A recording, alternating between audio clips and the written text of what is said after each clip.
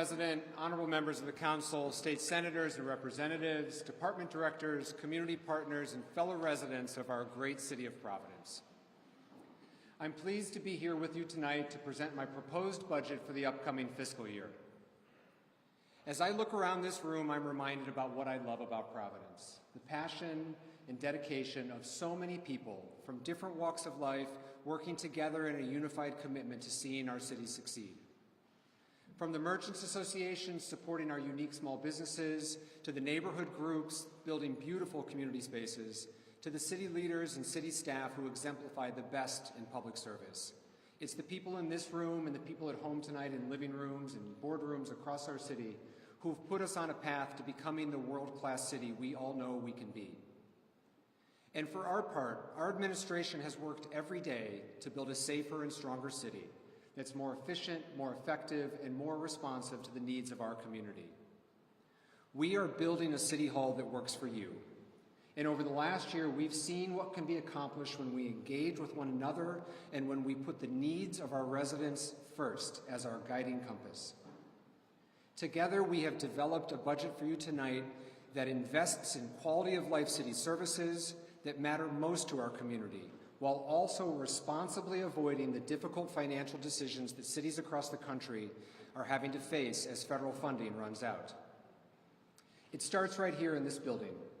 Since taking office, we have brought a culture of collaboration, communication, and results to City Hall and all city departments. We are so fortunate to have some of the brightest minds in Rhode Island working within these walls, giving everything that they have to the city that we love, and they are seeing tangible results from their hard work. That didn't happen by accident. It happens when we go into our neighborhoods to recruit the best talent Providence has to offer. Smart, dedicated people from communities too often underrepresented. It happens when we set standards for our boards and commissions to ensure that they better reflect the diversity of our community.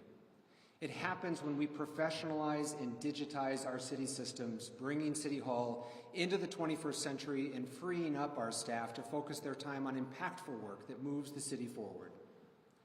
And it happens when we set measurable and achievable goals for our departments and then provide them with the support they need to achieve them.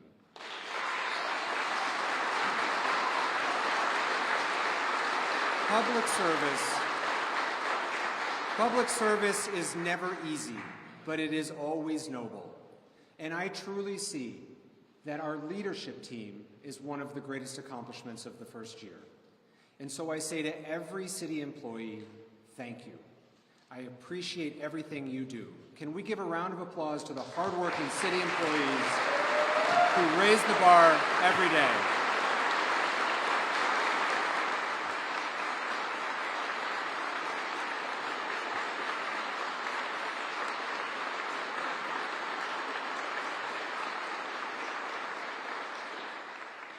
Providence has some big challenges ahead, but when I look at what we've accomplished together, I stand here with absolute confidence that we're ready to take it on.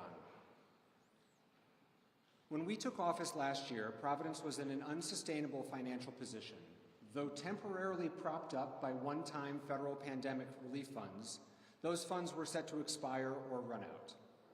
And while many cities around the country use this funding to cover program gaps or pay for temporary services, we saw an opportunity to make long-term, tangible investments in vital community resources with the remaining dollars.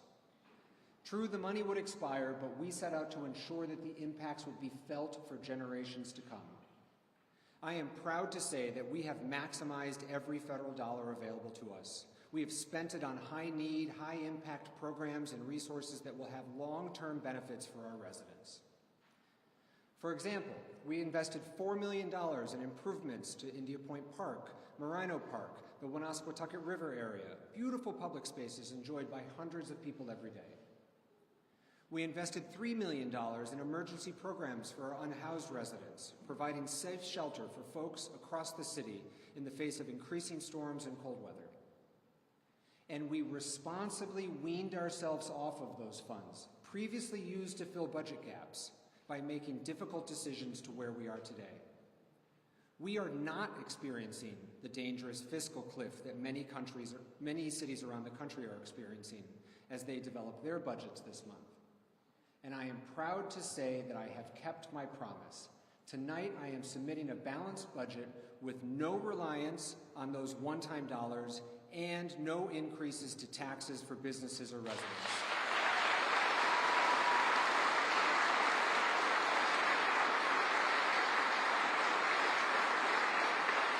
Now, finally, we made our largest commitment of ARPA dollars, $29 million, to address the most pressing issue facing our city today, the housing crisis.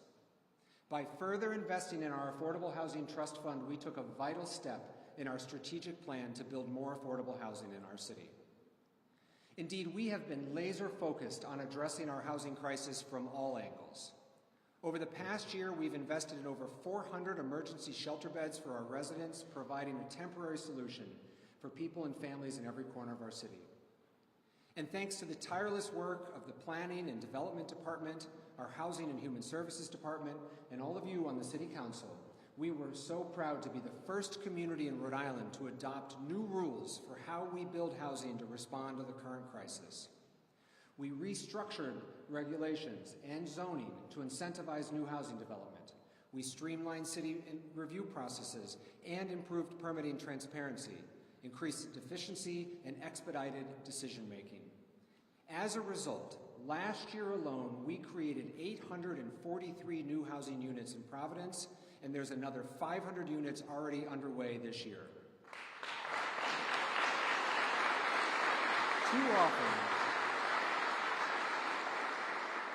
Too often, housing is framed as an either-or approach, a false choice between affordable housing and housing at every other price point. I believe in an all-of-the-above approach. When we take abandoned properties, vacant lots, and former commercial properties and turn them into housing, everyone wins. Whether it's a low-income resident looking for a safe place to call home or a young couple looking for more space to grow their family.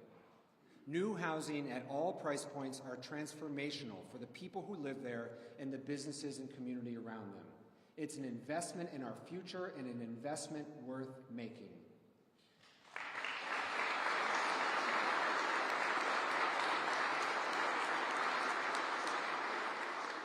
As we develop our comprehensive strategic growth plan to foster more residential development and business development in our city, we have spent countless hours of citywide meetings, neighborhood events, in-person and digital engagement with the people of Providence. Providence is poised for growth, and we're committed that it grows inclusively and sustainably, increasing our competitiveness with other cities, but still nurturing the things that make our city unique. This new comprehensive plan will shape every aspect of our city's future, from how we spark new development to how we make Providence a national leader in climate readiness. So thank you to the City Council members here tonight who have engaged so thoroughly with this process and helped us develop a plan that will guide Providence to grow into the world-class city we know it can be, a place where people are excited to visit, work, and call home.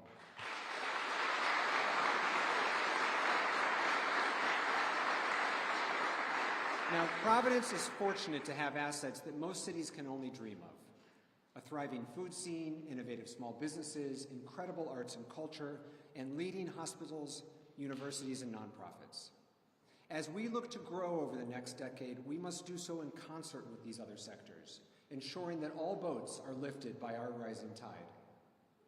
Last year, we reached a landmark agreement with our private colleges and universities to make a generational investment in our city. This new pilot agreement more than doubles their cash contributions to our city and serves as a model for reimagining the relationship between cities and their higher ed institutions. Thank you. This agreement has been recognized nationally, and when I speak to my colleagues around the country, they ask me how they can get what we got.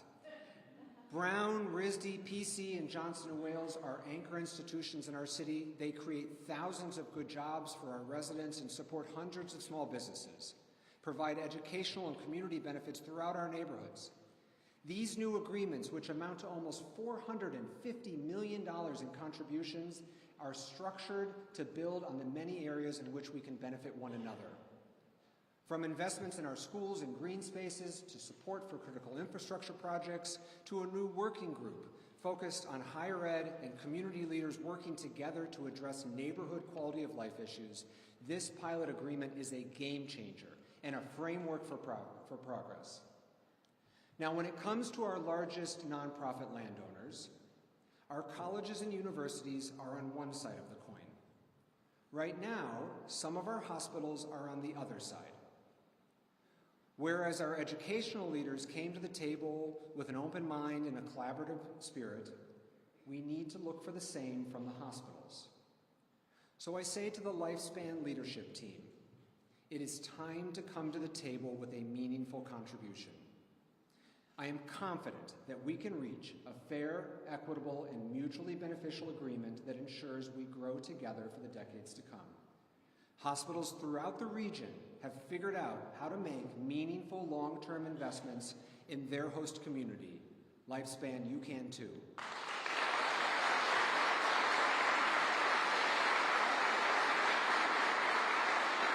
Now, building a city that works means putting your safety and security above all else. Our police officers and firefighters have difficult jobs, and they need the right tools and resources to do them effectively. Since taking office, we have worked to strengthen the relationship between the police and the communities they serve, and we've focused their efforts on both violent crime and quality of life crimes. Under the leadership of Chief Colonel Oscar Perez, we have removed hundreds of illegal guns from our streets. We have stepped up enforcement of speeding violations. We've increased enforcement of noise pollution, and we have confiscated over 200 ATVs, sending a loud and clear message that those vehicles will not be tolerated. Now, all of this work is only made possible by the dedicated officers who serve our city every day, and we are committed to building a police force that is representative of our community. It took nearly 160 years to put a woman on the command staff of our department. It is inexcusable that it took that long, but I am incredibly proud of that milestone.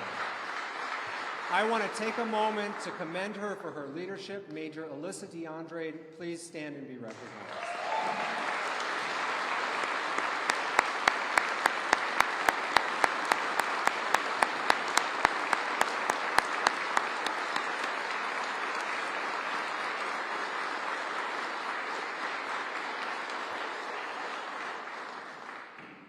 Additionally, I am incredibly proud that we have graduated a new academy of diverse recruits with another one already underway. Keeping Providence safe means continuing to fund police academies until we can get back to full force, while also investing in the men and women who are currently on the job. And I am proud to say that this budget and our recently negotiated agreement with the FOP does just that. And so tonight I am calling on the City Council to approve that contract and this budget, which once again includes funding for another police academy.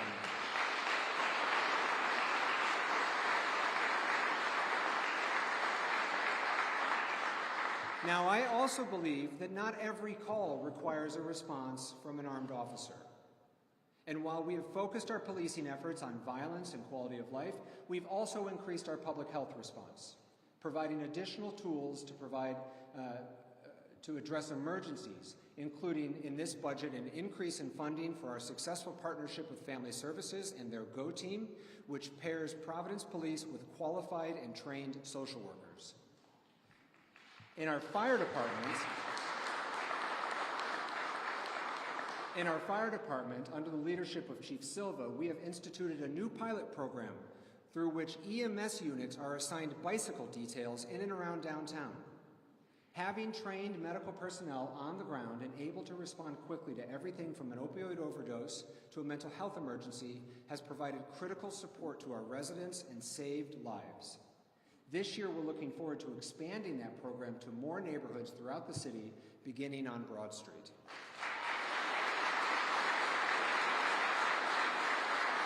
The fact is, the needs of our community have changed and the demands on our fire department has changed. Last year, we saw an 11% increase in the number of non-emergency calls. And of course, we are all aware of the mental health crisis facing the entire nation. As a result, last year the fire department deployed a new unit called Mobile Health One, a mental health and non-emergency medical response vehicle. This budget continues to support that dedicated team, but also adequately staffs the department so that they can serve the community in these new ways. Now, from attending community meetings to participating in neighborhood development initiatives to a new cadet program that introduces Providence Public School students to a career in public safety and EMS, we are building a new era of trust and transparency that will benefit our city for years to come. Improving quality of life through the city is about more than just enforcing our laws, though. It's about getting the little things right, the first time, every time. From plowing roads to picking up trash to fixing sidewalks, we are building a city hall that is both proactive and responsive, addressing issues before they arise and also ensuring efficient and effective delivery of services when requested. One of the first things I did after taking office was commission a neighborhood community satisfaction survey, eliciting opinions from thousands of people across the city about how we can better meet their needs.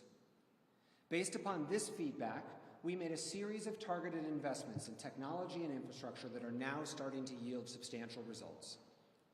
Through our capital improvement plan, we allocated more than $87 million to improve roads, sidewalks, parks and green spaces, the top complaints from businesses and residents. We implemented new staff training and installed project management software that's allowed us to get the work done better and communicate it back to you faster. We are creating a new PVD 311 system that will launch this year, enabling us to respond better to requests of every type. And we have provided $150,000 in grants to community organizations to clean up litter and beautify our streets across the city this spring. I'm also proud to announce tonight that later this week, the Department of Public Works will be rolling out modernized parking meters throughout the city, making it easier for those who live, work, and visit Providence to park and shop at our local businesses. At the same time, we've worked across departments to establish a strategy for addressing graffiti, and finally, budgeting dedicated staff full-time to the removal of graffiti. This spring, we will have a citywide graffiti cleanup to address tagging on both private and public property.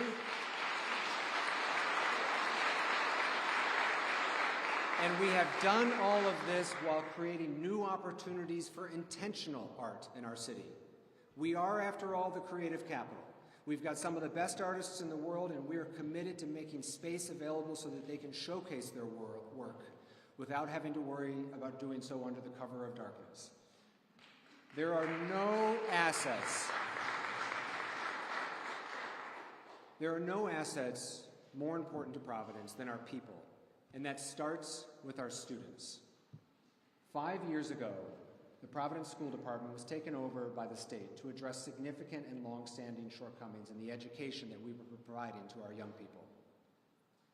When I ran for mayor, I pledged to oversee the transition back to local control, but I made it clear that doing so without first seeing tangible improvements would be unacceptable.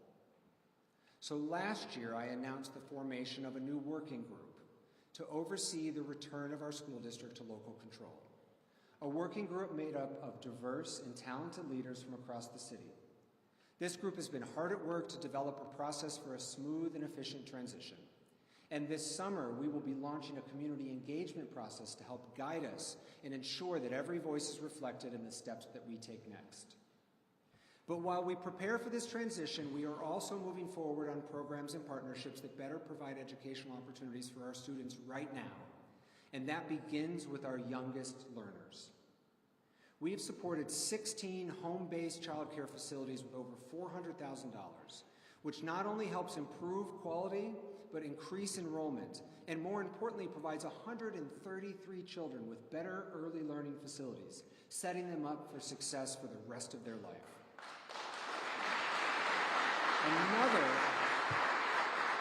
Another 119 students will now be able to access outdoor space because of this program. Tonight we have with us Anna Venscombe, Monami Carrasco, both of whom are family childhood educators, along with Jeannie Cola and Kayla Arruda from LISC, who are key partners in this work. The work that they do to support our families sets these children up for success. Please give them a round of applause.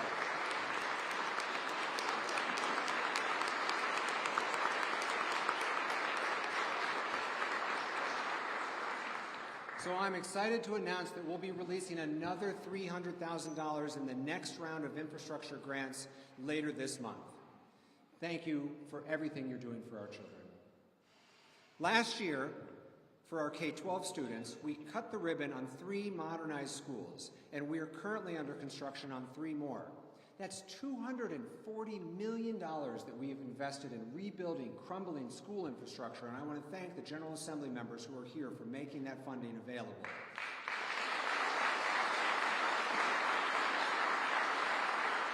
These new schools will be true assets of 21st century education.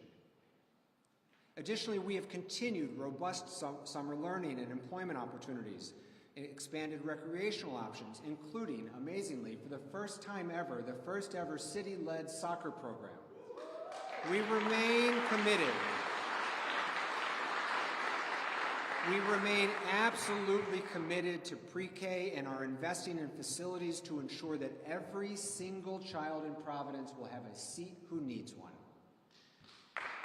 And perhaps most importantly, I am proud to say that this year, we are directly increasing the contribution to the Providence Public School District by over $3 million.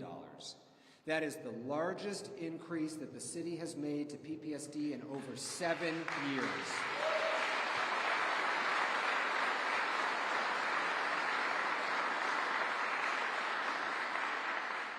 Now, perhaps the biggest challenge facing us over the next decade is climate change. Every resident and business in this city knows all too well the destruction that increased severe storms and flash floods have caused. And unfortunately, these events are becoming a more and more common occurrence. Rain is the new snow, except unlike snow, it is not constrained to one season. We must be ready to address the impacts of severe rain at any moment, and that means proactively investing in climate readiness infrastructure that protects our community. And over the last year, that's exactly what we've done. We've invested over $3 million in long overdue improvements to our hurricane barrier. At the same time, we are upgrading our stormwater and sewer infrastructure to be able to handle the increased volume of rainwater that we're now seeing and projecting into the future. Our infrastructure simply was not built to handle 21st century storms, and it is time to bring it up to date. Storm response is a cross-departmental effort.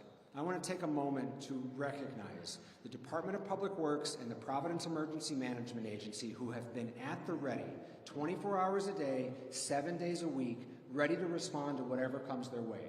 Their leadership has protected property and saved lives, and we are lucky to have them.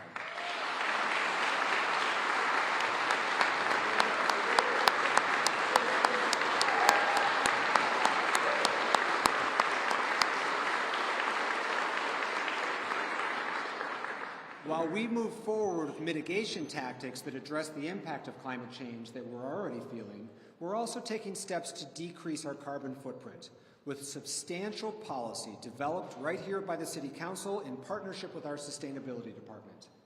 In the last several months, I was proud to sign 3 meaningful pieces of legislation that will decrease our carbon footprint, lead by example, create healthier neighborhoods, and put the capital city at the heart of America's clean energy revolution. Climate change is a global problem with local impacts, and Providence is on the front lines. But the challenge of climate change is also an opportunity for a new era of clean energy and the jobs that come with it. We are ready to lead the nation. We're joined tonight with some folks from Climate Jobs Rhode Island who will be doing that work to help us lead the nation in that work. Can you all please stand?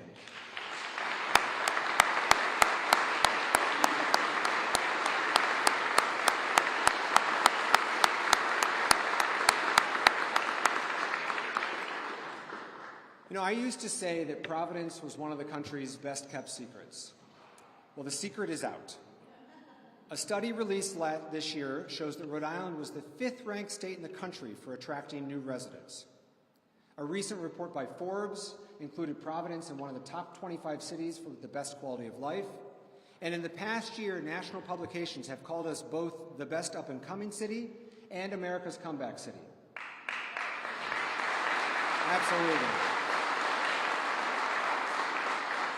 When I speak with mayors around the country, they ask me why more and more people are choosing our city, because not every city is growing right now. And I tell them about our work in City Hall, but I also tell them about our great restaurants, the world-class theaters, the live music, the public parks, the vibrant downtown. I tell them about our welcoming and diverse neighborhoods. I tell them that Providence is more than a home, it's an identity. It's a badge that we wear proudly wherever we go. There are some tough challenges ahead, to be sure. But from continuing to address the housing crisis, to better providing for our students, to supporting the small businesses impacted by the Washington Bridge construction. We are facing big issues with no simple solutions, but let me tell you, that is exactly where our team thrives. This budget is about regaining a strong financial position, setting us up not just for success next year, but for the decade to come. It's about using the funds that we have more efficiently and more effectively to serve our community, to serve all of you. By continuing to bring in new businesses and residents, we will grow our tax base, and we will continue to provide the highest level of city services. Over the past year, we have shown that we can do big things, but also get the small things right. We have built a city hall that works for you. Thank you.